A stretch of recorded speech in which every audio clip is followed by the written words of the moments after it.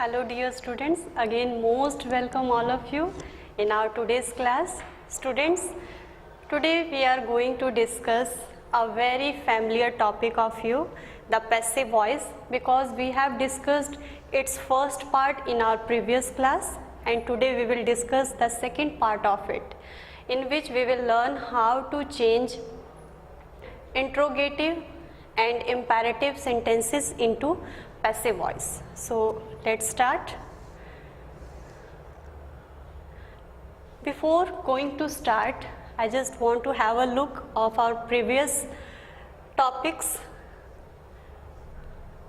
Students, पिछली class में आप वॉइस का मीनिंग समझे।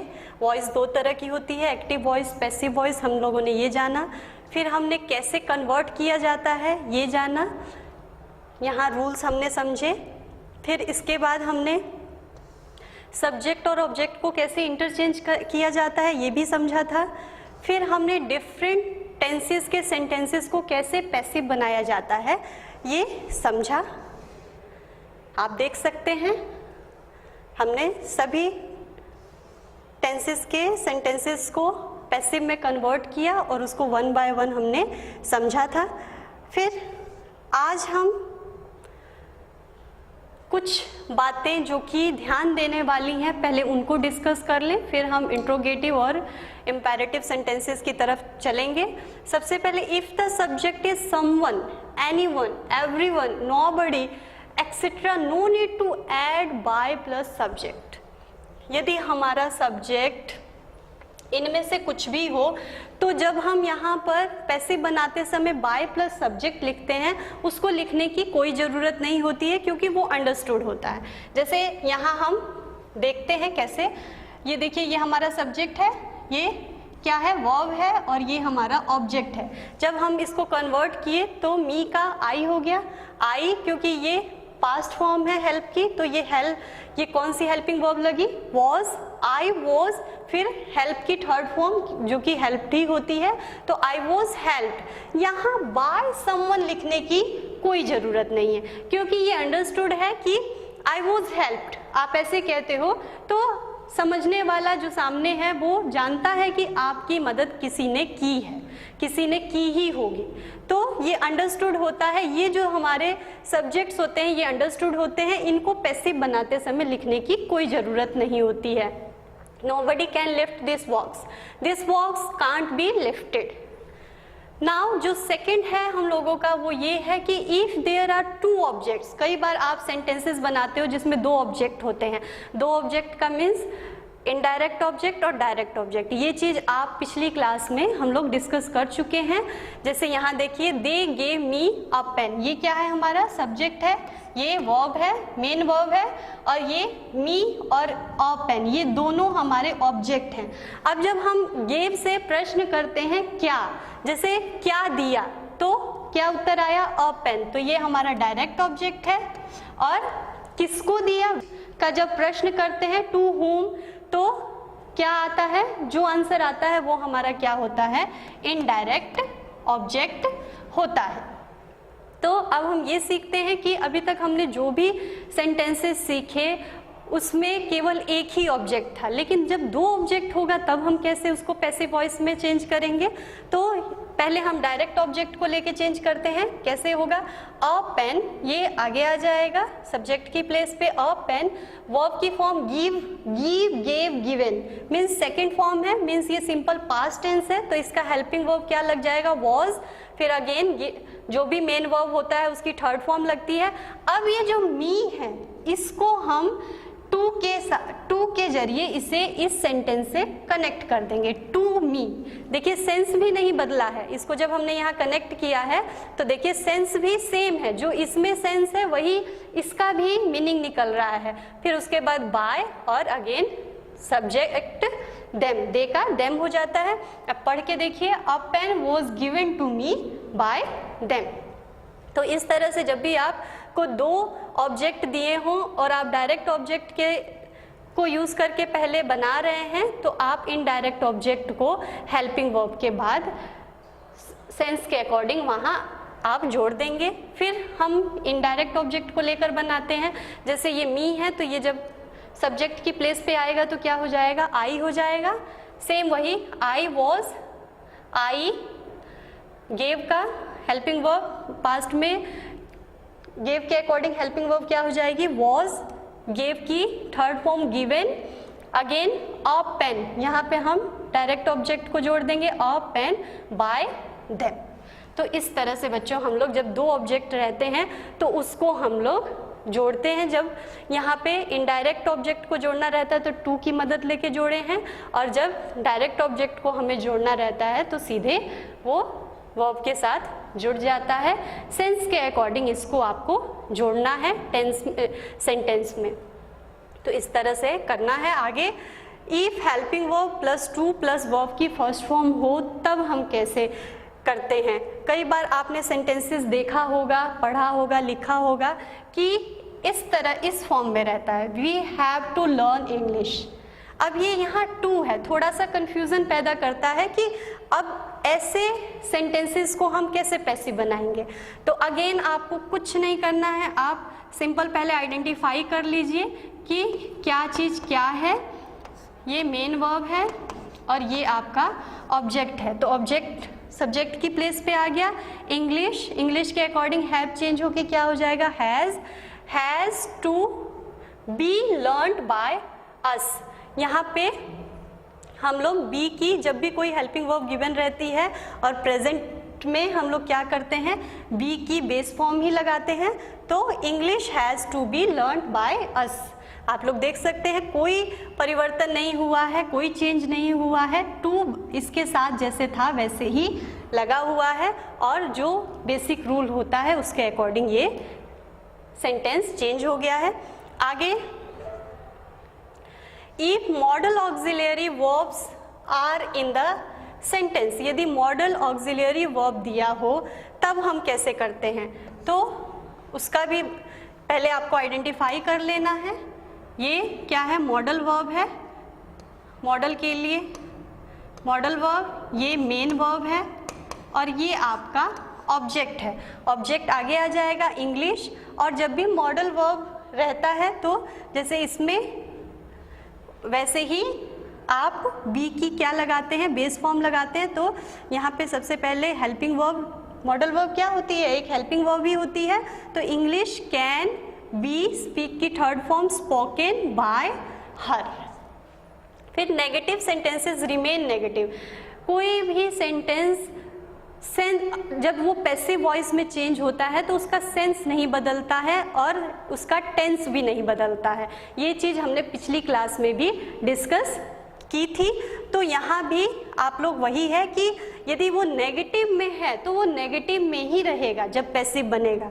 जैसे they have not stolen my pen, my pen has not been, क्योंकि हैव लगा है मीन्स परफेक्ट का सेंटेंस है तो बीन लगेगा, स्टॉलन बाय देम। अब हम आते हैं कि इंट्रोगेटिव सेंटेंसेस को हम कैसे पैसिव वॉइस में चेंज करते हैं। जैसे यहाँ देखिए मॉडल वर्ब के थ्रू आप लोग जानते हैं किसी भी हेल्पिंग वर्ब को आगे रख के, सेंटेंस के आगे रख के हम इंट्रोगेटिव सेंटेंसेस बनाते हैं। तो देखिए can you speak English, interrogative sentence है, इसको कैसे बनाएंगे हम लोग। ये कैन क्योंकि क्वेश्चन के लिए है तो ये कैन हमेशा आगे ही रहेगा। ऐसा नहीं है कि हम ऑब्जेक्ट को जब रिप्लेस करेंगे सब्जेक्ट से तो आगे नहीं करेंगे इसको, क्योंकि ये क्वेश्चन का सेंस देने के लिए है तो इसे हम आगे ही रखेंगे कैन।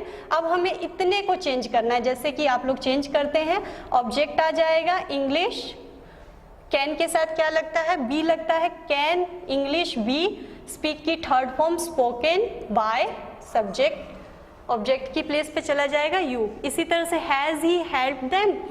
तो अब ये सेम वैसे ही आपको इतने को चेंज करना है।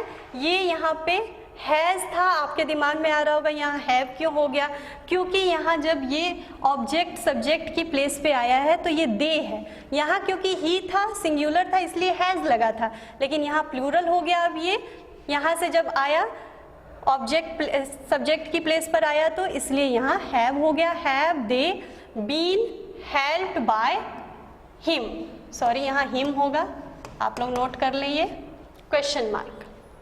Will he bring the book, will the book be brought by him, did you help him. अब आप यहाँ थोड़ा सा ध्यान देने वाली चीज़ है कि जब भी आप लोग नेगेटिव इंट्रोगेटिव सेंटेंसेस बनाना सीखे थे कि सिंपल प्रेजेंट टेंस हो या सिंपल पास्ट टेंस हो, तो उनके ऐसे सेंटेंसेस को नेगेटिव बनाने के लिए या इंट्रोगेटिव बनाने के लिए हम एडिशनल हेल्पिंग वर्ब जो कि क्या होती है डू और पास्ट में डिड का यूज़ करते हैं। लेकिन जब हम अगेन ऐसे इंट्रोगेटिव सेंटेंसेस को पैसिव वॉइस में चेंज करते हैं तो जो ये यहाँ डू रहेगा तो वो इज एम आर में चेंज हो जाएगा जो प्रेजेंट की हेल्पिंग वर्ब होती है, और जो डिड रहता है वो अगेन किस में चेंज हो जाता है, वॉज वर्ब में चेंज हो जाता है जो कि पास्ट की हेल्पिंग वर्ब होती है। जैसे यहाँ डिड है तो हम किस में चेंज करेंगे, वॉज में, ही है इसलिए वॉज लगा है, वॉज ही अगेन, और जैसे आप चेंज करते हैं वो सेम रहेगा, he helped bye you. Do does active voice में क्या होता है, इंट्रोगेटिव का फॉर्मेट क्या होता है, do does plus subject plus verb की फर्स्ट फॉर्म प्लस ऑब्जेक्ट, और पैसिव वॉइस में क्या हो जाता है, ये डू डज किस में चेंज हो जाता है, इज एम आर में चेंज हो जाता है प्लस ऑब्जेक्ट प्लस वर्ब की थर्ड फॉर्म। यही डिड रहे तो वॉज वर्ब में चेंज होता है। आगे इंट्रोगेटिव सेंटेंसेस विद हु। कई बार आप इंट्रोगेटिव सेंटेंसेस बनाते हो हु की मदद से, तो ऐसे केस में हम लोग हु को बाय हुम में चेंज करते हैं, ये आप ध्यान दीजिएगा। In interrogative sentences who is changed into by whom. जैसे हु ओपन द डोर, किसने डोर को खोला, यहाँ पहले तो आप लोग हु को किस में चेंज कर देंगे, बाय हुम में चेंज कर देंगे एज पर रूल।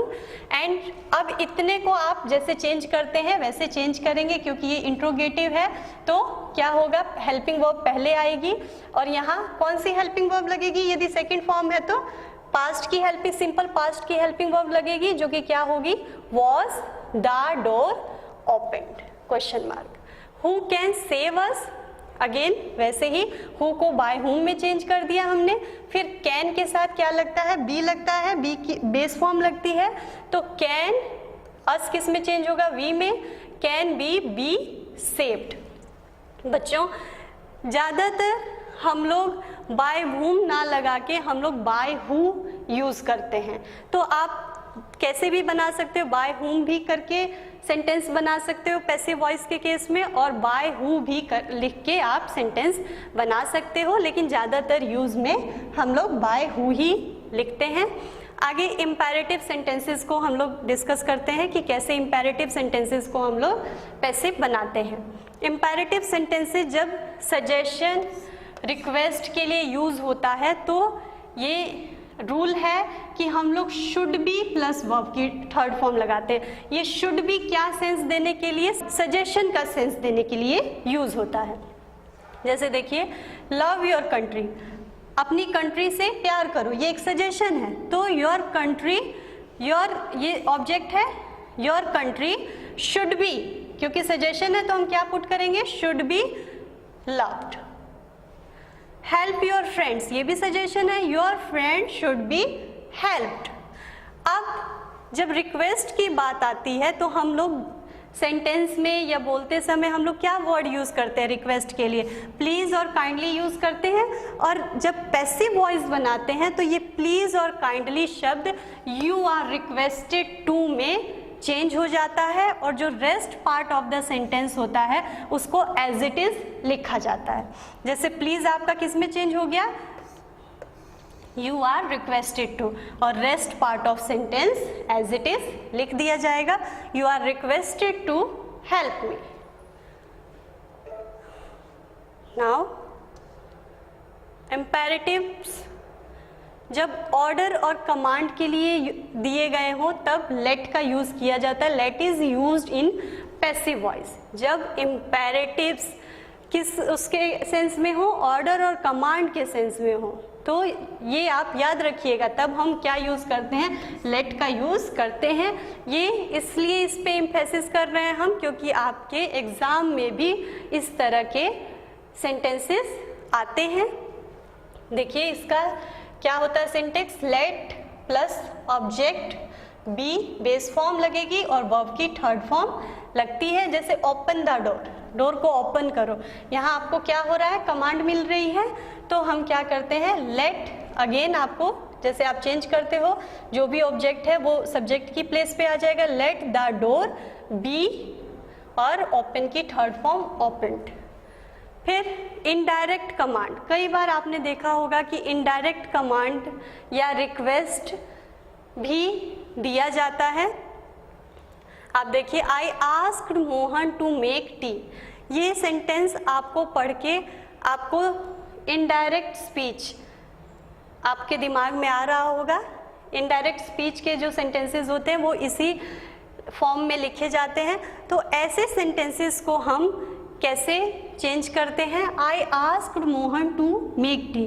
मोहन, आप पहले इतने पोर्शन को देखिए, मोहन आस्क्ड है मीन्स वर्ब की सेकंड फॉर्म लगी है, तो इसके अकॉर्डिंग हेल्पिंग वर्ब क्या हो जाएगी, was. Mohan was asked to make tea, जो रेस्ट पार्ट है इसको यहाँ पे हमने ऐड कर दिया। यहाँ भी बाय मी सब्जेक्ट लगाने की जरूरत नहीं है, वो अंडरस्टूड हो जाता है। फिर you asked Sita to cook food, Sita was asked to cook food. तो ये था बच्चों आपका सेकंड पोर्शन, जिसमें कि हमने पढ़ा कि कैसे इंट्रोगेटिव और इम्पेरेटिव सेंटेंसेस को हम पैसिव वॉइस में कन्वर्ट करते हैं। और होपफुल आपको बहुत अच्छे से समझ आया होगा। आपकी बुक में इसी तरह की काफ़ी एक्सरसाइजेस दी हुई हैं, उन एक्सरसाइजेस को इन रूल्स के बेसिस पर आप सॉल्व करें ताकि आपको ये रूल्स समझ आ जाए, अच्छे से समझ आ जाए। नाउ यहाँ कुछ आपको प्रैक्टिस के लिए भी दिया गया है, इन्हें भी आप सॉल्व करें। So my dear students, it was all about our today's class. Let's meet in our next class with our next topic, new topic. Till then, thank you.